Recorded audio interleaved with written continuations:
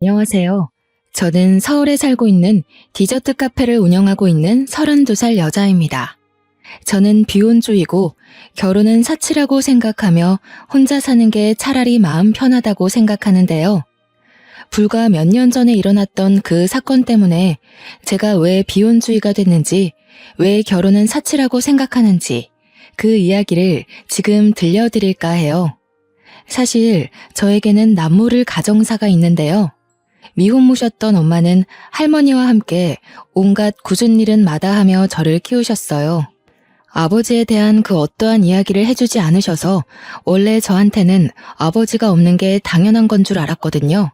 가족 사진을 찍을 때면 저는 늘 할머니와 엄마, 가끔은 아빠라는 존재가 부럽기도 했지만요. 저에게 아낌없는 사랑을 주셨기 때문인지 아버지의 빈자리를 금방 잊고 지냈답니다. 어렸을 적 엄마가 교통사고로 갑자기 돌아가셔서 나이 많은 외할머니가 저를 홀로 키우셨거든요. 할머니는 엄마 아빠 없이 자란 티 나면 안 된다며 부족함 없이 키우시려고 식당에서 일도 하시고 밤에 잠도 못 주무시며 집에서 종이를 접는 부업까지 하시면서 저를 뒷바라지 해주셨습니다. 그런 할머니가 제가 고등학교 2학년이 되던 해 노환으로 돌아가셨어요. 세상에 저 혼자밖에 없음을 몸소 깨달으며 평생 쏟을 눈물을 그날 다 쏟은 것 같아요. 할머니를 보내드리고 슬픔을 겨우 가라앉히며 유품을 정리하고 있었는데 제 베넷 저고리가 담긴 작은 상자를 발견했습니다. 김도진이라는 이름과 함께 주소가 적힌 종이, 그리고 할머니의 편지가 담겨 있었죠. 아람아, 할미다. 아마도 아람이가 이 편지를 읽을 때면 할미는 이 세상에 없을 게야. 이 할미가 너를 두고 떠나서 미안하고 앞으로 힘들게 살아갈 생각을 하면 가슴이 찢어진단다. 살다가 정말 힘이 들 때면 죽고 싶을 정도로 힘이 들 때 꾹 참고 빨간 주머니 안에 있는 사람을 찾아가려무나 너에게 도움이 될 게야. 이렇게밖에 이야기해 줄 수 없어서 그것 또한 미안하구나. 사랑한다. 우리 강아지. 며칠의 시간이 지나고 겨우 조금씩 안정을 되찾았어요. 그도 그럴 것이 이제 정말 저 혼자 살아가야 했기에 정신을 바짝 차릴 수밖에 없었거든요. 엄마와 할머니는 일가 친척도 없었던 터라 앞으로는 저 혼자 먹고 살아야 했기에 어떻게 해야 할지 막막했어요. 그 작은 박스는 장롱 구석에 더 열어볼 겨를도 없이 장롱 속 깊숙이 처박아 두고 점점 잊고 살게 되었죠.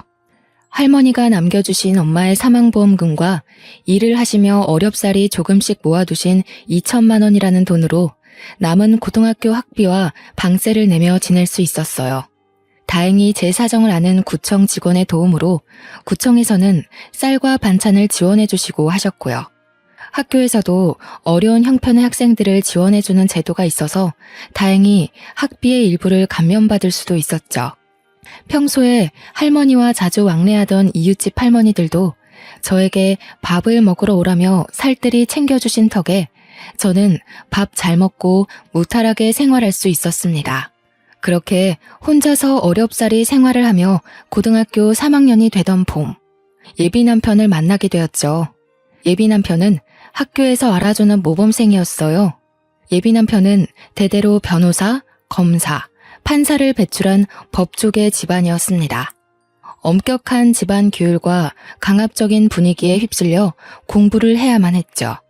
부잣집 도련님 같지 않게 다정다감한 말투와 세심하고 배려 있는 행동까지. 아니나 다를까 학교에서는 예비 남편의 팬클럽이 생길 정도로 인기가 자자했죠. 몸에 배인 매너하며 생긴 것도 이목구비도 뚜렷하게 생겼고 말 그대로 백마탄 왕자님 그 자체였습니다. 마치 텔레비전에 나오는 연예인을 보는 느낌이랄까. 누가 봐도 반할 수밖에 없는 사람이었죠. 제가 감히 넘볼 수 없는 문턱 같았지만 옆자리 짝꿍까지 되다 보니 이야기를 많이 하게 되었고 서로 호감이 생겨 사귀게 되었죠. 나도 처음에는 강요하는 부모님이 싫었어. 근데 생각해보니 다 이유가 있더라고. 그렇게 하지 않으면 과연 지금의 내가 있었을까 싶기도 해. 우리 부모님도 그러셨겠지. 그래서 나는 꼭 부모님 기대에 부응하는 훌륭한 법조인이 될 거야. 다운이 너도 알겠지만 나는 부모님도 안 계시고 대학을 공부할 형편이 되질 못해. 그래서 나는 바로 취업 준비를 할 거야. 내가 돈 열심히 벌어서 너 변호사 될 수 있도록 열심히 내조할게. 지금도 충분히 도움받고 있는 걸. 나 공부 때문에 스트레스 받을 때 너랑 대화하고 나면 신기하게 괜찮아진다? 그래서 늘 마음의 빚을 지고 있는 것 같아. 항상 고맙게 생각해. 내가 변호사 돼서 너 사모님 소리 듣게 해줄 거야. 믿어줄 거지? 말이라도 고마워. 당연히 믿지. 그리고 우리 사이에 빚이라는 말은 하지 말자. 내가 해줄 수 있는 유일한 건데 당연히 그렇게 해줘야지. 힘들고 지치면 언제든지 나한테 기대도 좋아. 내가 늘 옆에 있어줄게. 그렇게 예비 남편은 대한민국에서 알아주는 내노라 하는 대학의 법학과로 진학을 하게 됐어요. 저는 앞으로 먹고 살 것이 더 큰 문제여서 저에게 대학 진학은 사치였고 대학을 생각할 겨를이 없었죠. 대학 등록금이며 학비, 생활비를 감당할 여유가 없어서 저는 닥치는 대로 돈을 벌어야 했습니다.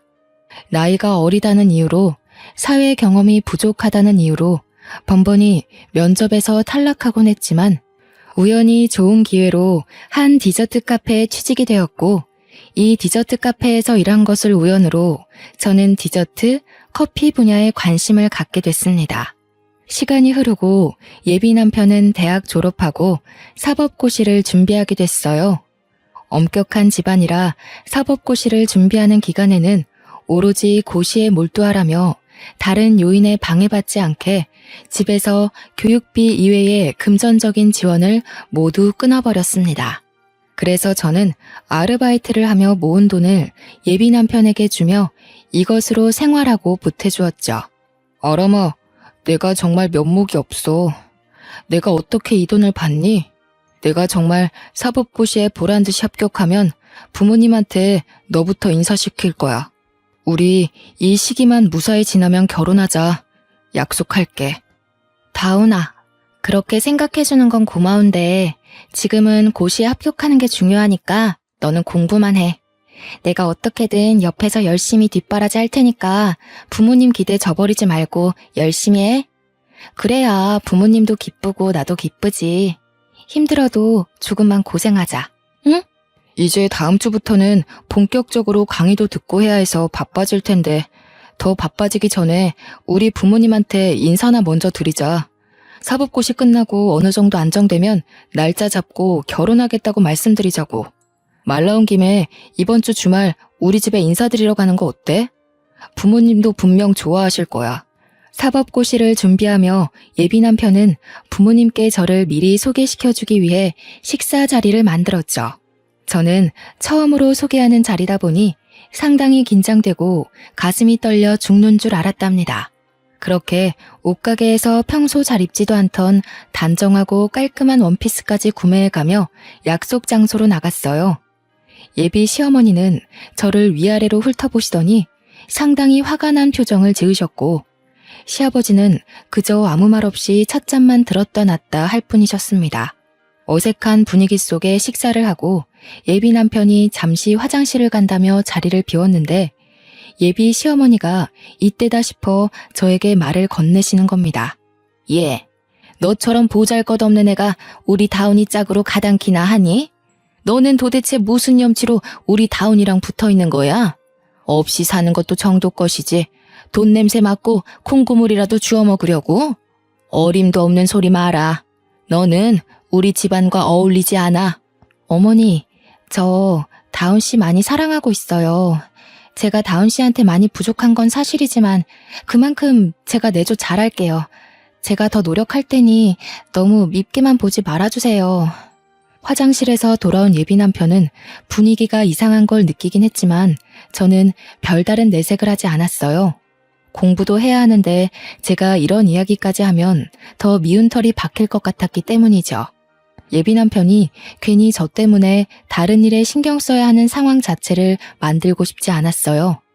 그저 저만 참으면 될 일이었지만 저도 사람인지라 상처가 되긴 하더라고요.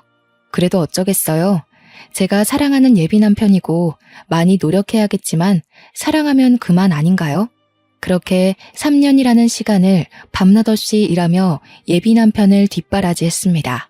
건강한 식단으로 밥을 먹이고 싶어 삼시세끼 밥을 꼬박 해줬고요. 감기라도 걸릴까 배에 무, 양파, 대추를 넣고 달인 물까지 챙겨주며 살뜰히 내조한 결과 결국 사법고시에 우수한 성적으로 합격하는 쾌거를 누릴 수 있었습니다. 사법연수원을 졸업하고 강남에 있는 중견 로펌에서 스카우트 제의가 온 예비 남편은 변호사로서 만족스러운 첫 출발을 하게 됐죠. 아람씨 벌이도 어느 정도 되는 데다가 카페 경력 7년이면 창업하고도 남는데 그동안 배운 것도 있고 경험도 많이 쌓였으니 창업을 알아보는 게 어때? 에이, 사장님, 너무 앞서 나가셨는데요. 저는 아직 돈도 더 벌어야 하고 제 주제에 무슨 카페 창업이에요. 사장님 말씀은 감사하지만 저는 아직 배워야 할 게 많은 일개 직원이에요. 저는 아직 사장님 카페에서 더 일하고 싶다고요. 나야 물론 아람씨 직원으로 계속 두고 싶지. 아람씨 디저트 만들거나 커피 내리는 거 보면 여느 파티시에 못지않게 감각도 있고 그 능력이 아까워서 내가 아끼는 마음으로 말해주는 거라고. 다시 생각해봐도 직원으로만 두기에는 너무 아까운 인재란 말이야. 제가 과연 카페를 차리면 사장님만큼 번창할 수 있을까요? 아직 배워야 할 게 많은데 저 배우기만 했지 제대로 된 자격증도 없는걸요. 그게 뭐가 문제야? 자격증이야 실력 좋으니 한 번에 떡 붙을 거고 아람씨 실력이면 어딜 가든 성공하고도 남는 실력이란 말이야. 주눅 들지 마. 우리나라는 이게 문제야. 꼭 자격증으로만 사람의 수준을 판단한다니까. 아람씨, 내가 도움 줄 수 있으면 얼마든지 도와줄 테니 걱정 말고 창업 준비해보는 게 어때? 시간이 조금 흐르고 제가 카페에서 일을 하게 된 지 7년 차가 되었을 때 사장님은 저에게 이제는 창업을 해볼 때가 되지 않았냐고 물으셨죠. 때로는 딸처럼 다정하게 챙겨주시기도 하고 디저트와 커피를 배울 때는 엄격한 선생님이셨고 저의 사정을 잘 알고 계셨던 사장님은 저에게 아낌없는 가르침과 친절을 베풀어 주셨습니다. 이제는 때가 되었다며 창업을 권유하셨어요. 모아둔 돈이 제법 있긴 했지만 창업을 하기 위해서는 터무니없이 적은 금액이었어요. 저는 사장님의 도움으로 카페 창업을 위해 이리저리 발로 뛰며 바쁜 시간을 보냈습니다. 얼마 뒤 예비 남편의 생일이 코앞으로 다가왔습니다. 모처럼 좋은 시간을 보내고 싶어 예비 남편에게 오랜만에 데이트를 하자며 연락했죠. 자기야, 며칠 뒤면 자기 생일이잖아. 그동안 서로 바빠서 자주 못 만났잖아. 자기 생일날 데이트 어때? 맛있는 거 먹으러 가자. 시간은 언제가 좋을까? 예전에 자주 가던 고깃집 갈까? 자기 생각은 어때? 그게 나 그날 지인들이랑 약속이 있거든. 로펌 근무하면서 알게 된 동료들인데 생일이라고 하니 모임을 하자네. 아마 아람이 너랑은 따로 봐야 할 것 같아. 선배 변호사들도 오고 회사 사람들도 오는 자리라 되게 중요하거든. 알잖아. 사회생활 초반이 중요한 거. 그래? 어차피 생일이니까 자기 동료들이랑 같이 보면 좋지 않을까? 나는 딱히 불편하진 않은데. 같이 봐도 상관없을 것 같은데 서로 인사도 하고 말야. 자기 생일이라 모이는 거라며 약속 장소 알려주면 내가 그날 그리로 갈게. 아니, 아람아. 내가 그날 동료들이랑 먼저 약속했다고 했잖아. 그 자리에 선배들도 오는데 중요한 자리란 말이야. 적당히 알아들어야지. 왜 이래? 사람 짜증나게. 왜 신경질을 내고 그래? 사람 무안하게. 뭐 하는 수 없지. 알겠어. 다음에 따로 날 잡아서 보면 되지 뭐. 또 연락할게. 바쁜데 연락해서 미안해. 고생하고. 갑자기 화를 내는 예비 남편의 목소리에 내가 잘못한 건가 생각이 들었어요. 그래도 저는 서프라이즈로 놀래켜주고 싶어 다음날 남자친구가 일하는 로펌 앞으로 찾아갔죠. 평소에 장난도 많이 치고 이벤트를 좋아하던 예비 남편이라 좋아할 것 같았어요. 제가 직접 만든 귀여운 모양의 쿠키와 케이크, 여러 가지 디저트와 커피를 사들고 기다렸습니다. 점심시간이 끝나갈 무렵이었는데 저 멀리 예비 남편이 걸어오는 거 아니겠어요? 저는 반가운 마음에 다운 씨라고 소리치고 손을 흔들며 아는 척을 했죠. 그러자 빠른 걸음으로 달려오더니 저에게 호통을 치더라고요. 조용히 해. 여기가 어디라고 그렇게 크게 소리를 지르는 거야? 왜 연락도 없이 갑자기 찾아온 거야? 일 때문에 밥도 겨우 먹는데 연락이라도 좀 하고 오지 그랬어. 사람을 참 난감하게 만드네. 내가 눈치 보여서 회사 생활 잘하겠어? 뭐? 난감해? 자기 말을 너무 심하게 하는 거 아니야? 나는 자기 생일이라고 생일날 못 만나서 내 딴에는 축하해주려고 온 건데. 너무한다. 길게 있다 갈 것도 아니고 이것만 전해주고 가려고 했어. 그리고 왜 이렇게 사람이 딱딱해? 내가 그렇게 잘못한 거니? 왜 연락도 없이 왔냐며 면전에 대고 버럭 화를 내며 이야기를 하는 통에 약간의 실랑이를 하게 되었어요. 그러다 손에 들고 있던 커피와 디저트를 땅에 떨어뜨리고 말았죠. 제가 손수 만든 케이크는 뭉개져 먹지도 못하게 디저트들은 구겨지거나 산산조각 났어요. 심지어 쏟아진 커피와 섞여진 탓에 형체를 알아볼 수 없었죠. 너무 민망했습니다. 그것을 보고 주변에 있던 사람들이 하나둘씩 쳐다보기 시작하고 수군거리기 시작했어요. 예비 남편은 멍하게 서 있는 저를 두고 나중에 연락하겠다고 이야기를 하고는 지나가던 동료들과 황급히 건물 안으로 들어가 버리더군요. 그런데 들어가면서 동료들끼리 하는 이야기가 참 가관이었습니다. 너무 기가 막혀 온몸에 털이 곤두서고 다리에 힘이 풀려버릴 것만 같았어요. 다운 씨, 저 여자가 자기 대학생 때부터 뒷바라지 해줬다는 사람이야? 다운 씨 그렇게 안 봤는데 생각보다 눈이 좀 났구나. 의외인데? 나 무슨 한편의 드라마 보는 줄 알았지 뭐야. 저에 대해서 아는 게 없는 사람들이 함부로 짓거리는 게 마음에 들지는 않았지만 저로서는 아무것도 할 수 있는 게 아무것도 없었습니다. 오히려 가만히 서 있는 제가 초라하고 멍청하게 느껴질 뿐이었죠. 눈물을 머금고 버려진 디저트와 커피들을 정리하고 쓸쓸히 카페로 돌아왔습니다. 내일 사용할 재료 손질, 커피 원두 상태 확인 등 정신없는 시간을 보내려고 했어요. 그런데 이게 웬일입니까? 퇴근을 앞둔 저녁시간 로펌 앞에서 나에 대해 함부로 말을 건넸던 여자가 저를 찾아온 겁니다. 우연이겠거니 했지만 그 여자는 일부러 저를 보러 온 거라며 커피 한 잔을 내어달라 했어요. 저와 잠시 대화를 나누고 싶은데 가능하냐며 묻는 겁니다. 귀티가 잘잘 흘렀고 온몸에 명품을 휘감고 그러면서 다리를 꼬더니 정말 기가 막힌 이야기를 해줬습니다. 김아람 씨? 나는 이수윤이라고 해요. 보셨다시피 다운 씨 동료 변호사고요. 이야기는 대충 들었는데 다운 씨랑 나 이미 연수원 시절부터 결혼을 전제로 만나고 있는 사이예요. 집안끼리도 어렸을 적부터 알고 지내는 사이고요. 대학교 2학년 때 약혼했고요. 무슨 말인지 이해했어요? 저는 대뜸 그 여자가 하는 이야기를 듣고 충격을 먹어 뭐라 말할 수 없었습니다. 고등학생 때부터 지금까지 몇 년을 만나왔는데 갑자기 약혼녀의 결혼이라뇨. 아무 말도 못하고 가만히 시선을 떨구자 그러더군요. 어머니한테도 그리고 그이한테도 이야기 들었어요. 뒷바라지 해준 건 고맙지만 왜 굳이 그렇게까지 했어요? 아람 씨 아니어도 이미 집에서 충분한 지원을 받으면서 열심히 공부하고 있던 사람인데 진짜 결혼이라도 할 줄 알았어요? 저희 고등학교 때부터 지금까지 만났고 미래를 약속한 사이예요. 그렇게 함부로 이야기하지 않았으면 해요. 뭐가 어찌됐건 아직 만나는 사이라고요. 당신이 뭔데 우리에 대해 그렇게 함부로 이야기를 해. 김아람 씨, 당신도 얌전한 사람은 아니군요. 성질도 부릴 줄 알고. 여기 1,000만 원이에요. 이제 더는 다운 씨랑 연락하지도 만나지도 않았으면 좋겠네요. 어차피 우리는 곧 결혼할 사이고 그래봤자 당신은 고작 불륜녀일 뿐이야. 내 말 알아듣겠어요? 그렇게 그 여자는 1,000만 원이 든 봉투를 제게 던지듯이 주고 자리를 떠났습니다.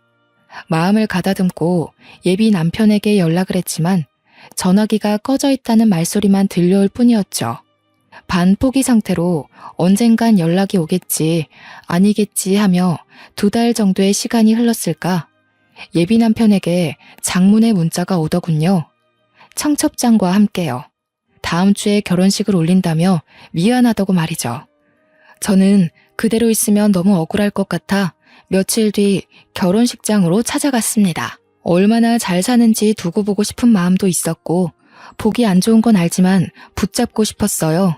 식장에 나타난 저를 발견한 예비 남편과 예비 시부모님은 얼굴이 사색이 되셨죠. 저는 예비 남편을 보며 어떻게 이럴 수 있냐고 눈물을 흘리며 말했습니다. 돌아와 달라고. 너 여기가 어디라고 와? 아직도 스토커짓 하고 다니는 거야? 이제 그만하라고 했잖니. 돈까지 받았으면서 아직도 미련을 못 버린 거야? 저기요, 여기 경찰 좀 불러주세요. 그렇게 저를 정신병자로 몰아 경찰을 불러 결혼식장 밖으로 내던지다시피 해서 쫓겨났고요. 졸지에 전 남친을 스토킹하며 결혼식까지 찾아온 미친년이 된 저는 비참해진 제 모습을 보며 겨우겨우 집으로 돌아왔어요. 혹시라도 예뻐 보이면 다시 돌아오지 않을까 해서 오랜만에 한 화장은 번질 대로 번져 있었고 머리는 헝클어져 있고 정말 제가 봐도 가관이었거든요. 도저히 이대로는 못 살 것 같아 다른 지역으로 이사를 가야겠다고 생각하며 집을 정리하는데 할머니가 제게 남겨주신 작은 상자를 다시 보게 됐습니다. 박스 안에 놓여있던 이름과 주소가 적힌 쪽지를 발견한 저는 곰곰이 생각에 잠겼죠. 이 사람이 과연 어떤 사람일까 하고 궁금증이 생긴 저는 종이에 적힌 주소를 찾아가기로 마음먹었어요. 물어물어 찾아간 곳은 드라마에서나 볼 법한 궁궐 같은 부잣집 저택이었습니다. 조심스레 초인종을 눌렀는데 어떻게 왔냐는 물음에 제 이름을 대며 김도진이라는 분을 만나뵈러 왔다고 하니 문을 열어주더군요. 집 안으로 들어서니 중후하고 인자한 모습의 중년 부부가 앉아 있었어요. 누가 나를 찾아왔다길래 손님이니까 일단 들어오라고 했어요. 나를 어떻게 아는 분인가요? 저는 김아람이라고 합니다. 저희 엄마 성함은 이선영이고요. 저는 어릴 적 엄마가 돌아가셔서 부암동 근처에서 할머니가 홀로 저를 키워주셨어요. 이사를 가기 전에 짐 정리를 하며 할머니 유품을 살펴보는데 이름과 주소가 적힌 종이가 있었습니다. 잠시만, 누구라고요? 엄마 이름이 이선영. 그럼 그럼 아가씨가 내 딸이란 말인가? 세상에 이럴 수가. 어떻게 이런 일이? 네, 엄마 성함은 이선영이고요. 어머니는 제가 어렸을 때 사고로 돌아가셨는데 할머니와 둘이 살았고 할머니도 제가 고등학생 때 돌아가셔서 지금은 저 혼자고요. 저희 어머니와 아시는 분인가요? 차 한잔을 하며 제 이름과 엄마 할머니의 이야기, 살던 곳의 이야기를 하니 가만히 듣던 중년 남성이 찻잔을 떨어뜨리며 소리 없이 눈물을 흘리는 거 아니겠어요? 알고 보니 그 중년 남성은 바로 제 친아버지였던 거예요.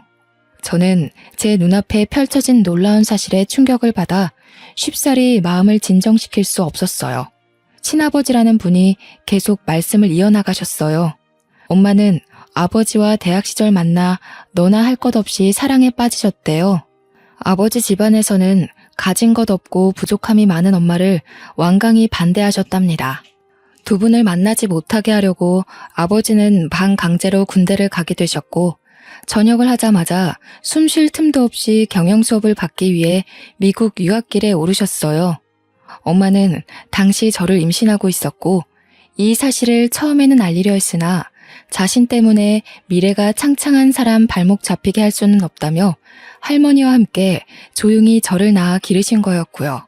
내가 한국으로 돌아와서 너희 엄마를 다시 만나려 얼마나 애썼는지 모른다. 사람을 시켜 겨우 선영이가 있는 곳을 알아내 찾아갔지만 할머니가 엄마는 없다며 절대 못 만난다고 나를 막으셨지. 그동안 한 번도 엄마나 할머니께 아버지에 대한 이야기를 들은 적이 없어요. 저는 지금 이 상황 자체가 엄청 당황스럽네요. 정말 제 친아버지가 맞으세요? 미안하다. 선영이한테 딸아이가 있다는 사실은 나중에 알게 됐단다. 다시 찾아간 뒤에는 이미 흔적도 없이 이사를 가버린 뒤였어. 어떻게든 선영이를 만나려고 수소문했다. 우연히 대학 동창 녀석이 얼마 전에 선영이 장례식에 다녀왔다며 이야기하길래 그 길로 어렵사리 다시 찾아갔지. 그때는 또 이미 죽고 없는 사람 뭐하러 찾느냐며 매몰차게 대하시더구나. 몰랐던 사실을 알게 된 저는 정말 혼란스럽기 그지없었죠. 할머니께서도 살아생전 저에게 아버지에 대한 이야기 해주신 적도 없고 갑자기 나에게 친아버지가 생긴 터라 어찌할 바 몰라 그저 어버버하고 멍한 표정을 짓는 게 전부였습니다. 힘들고 어렵게 살던 시절이 생각나 화가 나기도 했지만 돌아가신 엄마와 할머니가 생각나 서글프기도 했습니다. 내가 먼저 널 찾아갔어야 했는데 미안하구나. 이제라도 아버지 된 도리를 하고 싶은데 너만 괜찮다면 이 집으로 들어와서 살지 않겠니? 내가 그동안 해주지 못해 죄스러운 마음뿐이란다. 지금까지 저 혼자 잘 살아왔으니 앞으로도 혼자 살 거예요. 평생 아는 척도 안 하다가 다 죽고 없으니까 이제 와서 아버지 노릇하고 싶으신 거예요? 다 필요 없어요. 혼란스러운 시간이 지속되던 어느 날 일하는 카페로 아버지가 찾아오셨습니다.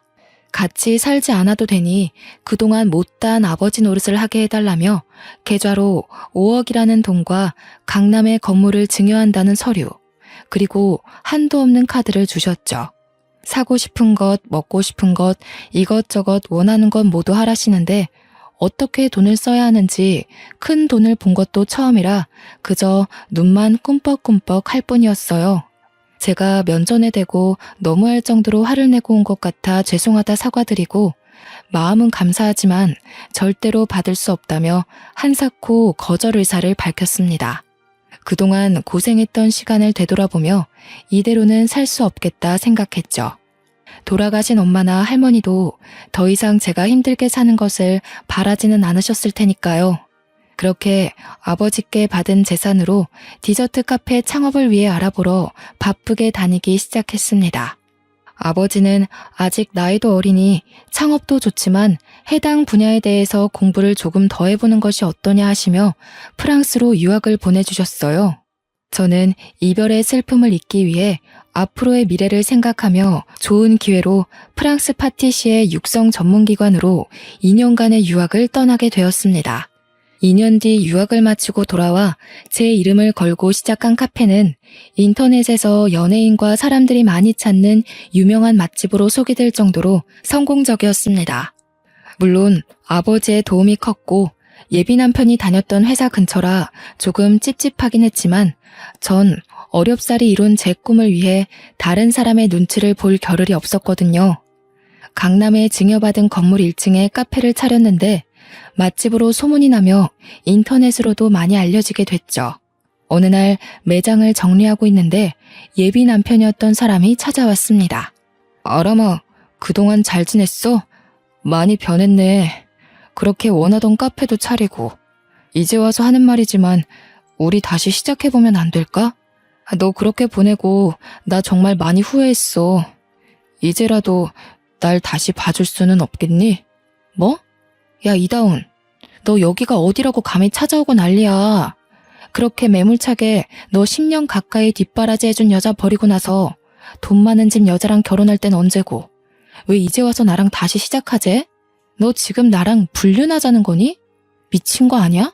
내가 정말 미안해. 내가 잘못했어. 그 여자와 결혼하고 나서 나 너무 힘들었어. 그 여자네 회사 도와주다가 우리 집도 망하고 나 지금 로펌에서도 잘려서 많이 힘들다. 기댈 곳이 없어. 나랑 다시 시작해줄 수 없겠어? 알고 보니 그 여자 집안이 금융업에 종사하고 있었는데 비자금 횡령 혐의로 구속됐다는 거예요. 예비 남편의 집안도 비자금 횡령에 가담했다는 혐의를 받아 예비 시아버지가 법정 구속되어 쑥대밭이 되었다고 하는 거 아니겠어요? 물론 전 예비 남편과 그 여자는 변호사의 품위유지 의무 위반으로 징계를 받아 로펌에서 잘려 변호사로서 활동할 수 있는 명분도 사라지게 되었다고 합니다. 저는 가만히 듣다 받을 벌을 마땅히 받은 거라며 소리치고 가게 밖으로 내쫓아 버렸어요. 예비 남편은 다시 재결합하자고 잘못했다며 며칠을 찾아와 빌고 또 빌더라고요. 아버지 회사도 강남 부근이라 가끔 오셨는데 우연히 아버지를 본 전 예비 남편이 저와 아버지 사이를 알고 검은 속내를 내비치며 더 매달렸어요. 사람이 돈 앞에서 그렇게 비굴해지는지 처음 알았어요. 제가 예비 남편을 보는데 정말 처량하고 없어 보였거든요. 아직 아버지는 이 상황을 모르고 계셨지만 저는 시도 때도 없이 찾아오는 그 사람을 더는 두고 볼 수 없었습니다. 어려울 때 사람 버리는 거 아니라고. 필요할 때 실컷 뒷바라지 해주니 쓸모 없어지니 버려. 내가 말을 안 해서 그렇지. 너네 집에 처음으로 인사드리러 간 날. 나 없이 자랐다고 얼마나 나를 못마땅하게 생각하셨는데 난 더 이상 당신 같은 사람들한테 재활용품 취급당하며 살 이유 없어. 그러니 꺼지란 말이야. 지치지도 않는지 마음을 받아줄 때까지 안 나가겠다고 완강하게 버티는 것을 직원을 시켜 경찰에 신고한 뒤에야 일을 마무리할 수 있었습니다. 경찰에 신고하고 철창에 갇히고 싶지 않으면 나가라고 소리치는데 꼬리를 내리며 황급히 빠져나가는 그 모습이 너무 우스웠어요. 그렇게 한바탕 소란이 겨우 진정되나 싶었는데 이번엔 예비 시어머니가 만나자고 카페를 찾아왔어요. 집안이 쑥대밭인데 잔뜩 힘을 주고 온 모습이 가소로웠습니다. 예, 넌 이렇게 성공해서 잘 살고 있으면서 왜 아무런 말도 안 했니? 내가 다시 잘 되게 해줄 테니 너희 아버지한테 말해서 작은 변호사 사무실 하나라도 차려달라고 말해봐. 변호사 남편 두는 게 어디 쉬운 줄 아니? 저기 어머니, 아니 아줌마, 어디서 뻔뻔하게 여길 찾아오시는 거예요? 정말 배운 것 없는 티내시네요. 지금 저한테 이럴 처지가 되세요? 이럴 시간에 댁 아드님이나 간수 잘하시고요. 함부로 짓거리시는 건 여전하시네요. 뭐? 너 말 다 했니? 이게 부모 없는 게 우리 귀한 아들 만나는 거 조용히 눈 감아줬더니 이제 와서 돈 많아지니까 눈에 뵈는 게 없나 봐? 저기요. 돈이 없으면 일해서 벌 생각을 해야지 기생충처럼 왜 이제 와서 들러붙어요? 아줌마는 자존심도 없어요? 더 이상 할 얘기도 없으니 조용히 돌아가세요. 제가 예전같이 주눅든 모습도 아닌데다가 부탁을 들어줄 것 같지 않으니 제 얼굴에 물을 끼얹고 거기에 모자라 뺨을 한 대 치는 게 아니겠어요? 드라마에서만 보던 일을 몸소 겪게 된 저는 이때구나 싶어 예비 시모에게 똑같이 해주었습니다. 예비 시모는 천벌을 받아도 마땅한 년이라며 소리치며 악다구니를 썼죠. 말도 안 되는 소리 할 거면 꺼지세요, 제발. 어른이라서 대우해줬더니 없이 자라서 보탬이 안 된다며 저 버릴 땐 언제고. 이제 돈 많아지니까 며느리 삼고 싶어요? 진짜 양심도 없네요. 부부가 같이 감옥살이 하고 싶지 않으면 당장 꺼지란 말이야. 악재는 한 번에 다가온다 했던가요? 며칠 조용하다 싶더니 예비 남편과 결혼했던 그 여자가 카페로 찾아옵디다. 정말 지긋지긋한 상황에 치가 떨렸어요. 이번엔 무슨 이야기를 하나 드러나 보자 하는 심정으로 커피까지 내주며 대화를 했어요. 정말 기가 막히게도 하나같이 돈 이야기를 하대요. 저에게 준 1,000만 원, 그걸 다시 돌려달라고 하는데 너무 기가 차고 어이가 없었어요.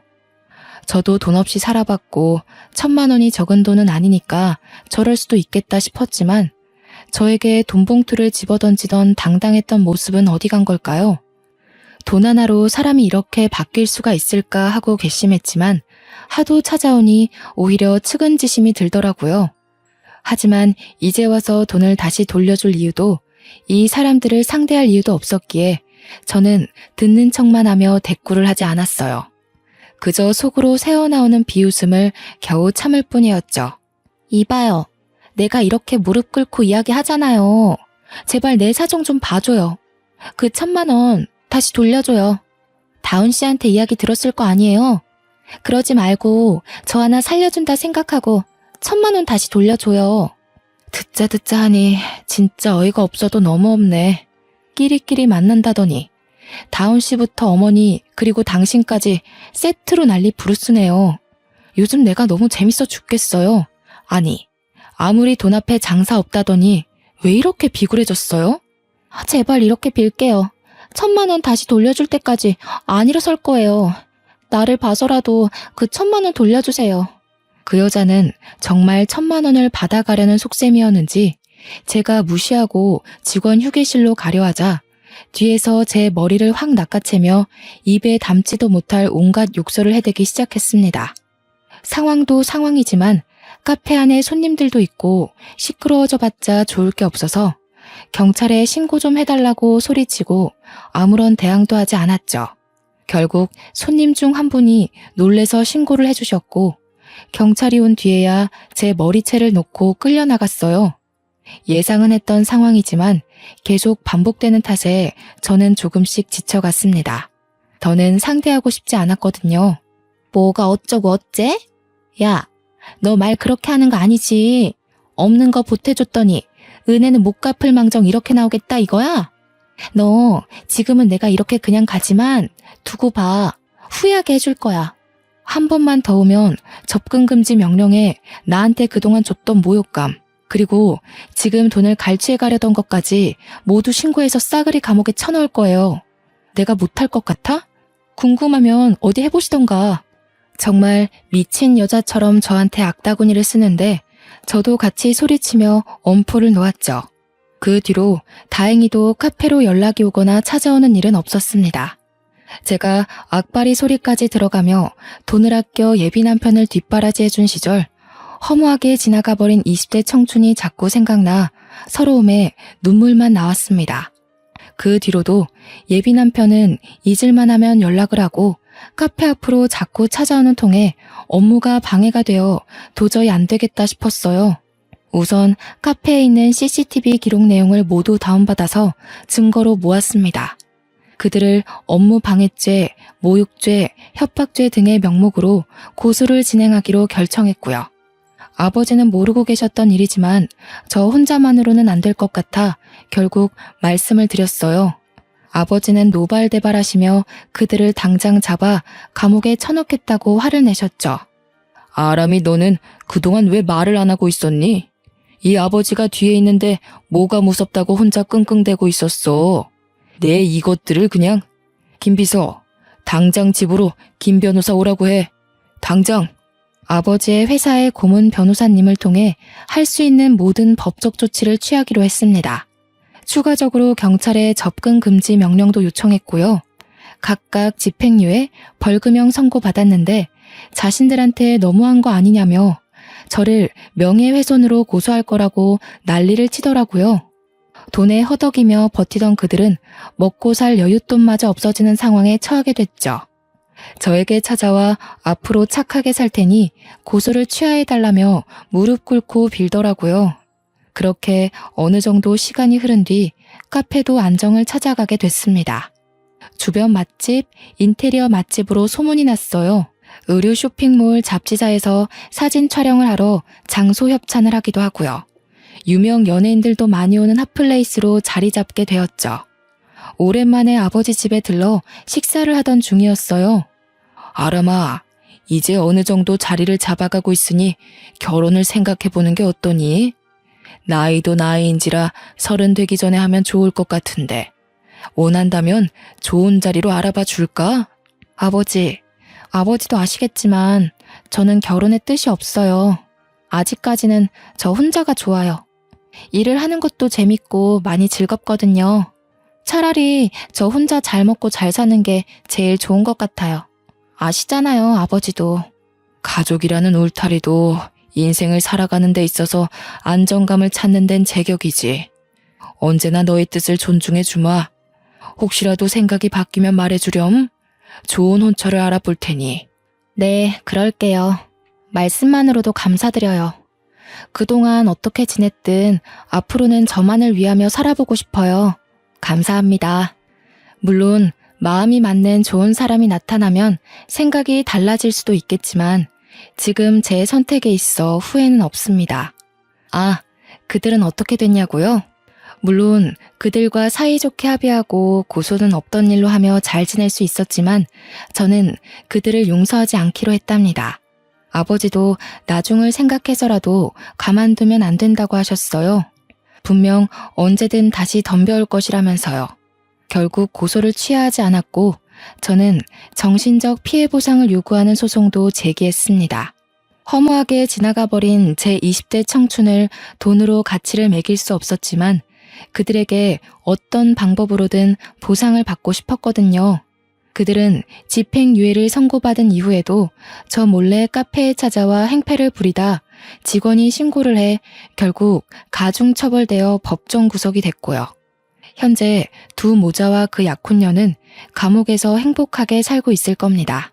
지금 생각해보면 어렸을 적부터 지금까지 제 인생은 정말 파란만장했던 것 같아요. 다시는 생각하기 싫은 기억이지만 이 또한 인생의 가르침 아니겠어요? 저는 당분간은 카페를 운영하며 체인점도 내볼 생각입니다. 조금 바쁘게 지내보려고요. 제가 가장 좋아하는 명언이 있어요. 여러분들에게도 들려주고 싶네요. 이 슬픈 세상에서 슬픔은 누구에게나 찾아온다. 슬픔을 완전히 해소할 수 있는 방법은 시간밖에 없다. 사람들은 시간이 지나면 괜찮아질 것이라는 사실은 당장에 깨닫지 못한다. 그러나 이것은 실수다. 우리는 반드시 다시 행복해진다. 에이브러햄 링컨의 명언인데요. 제가 제일 좋아하는 말이기도 합니다. 아무리 고난과 시련이 닥쳐도 슬픔이 내게 다가와도 결국 시간이 지나면 사라지기 마련이죠. 앞으로 누구보다 열심히 살며 지난 과거는 다 잊고 미래의 저를 위해 행복하게 살아가 보려 해요. 저는 반드시 행복해질 거거든요. 저의 긴 사연을 읽어주셔서 감사드리며 여러분의 앞날도 앞으로 행복한 일만 가득했으면 좋겠습니다.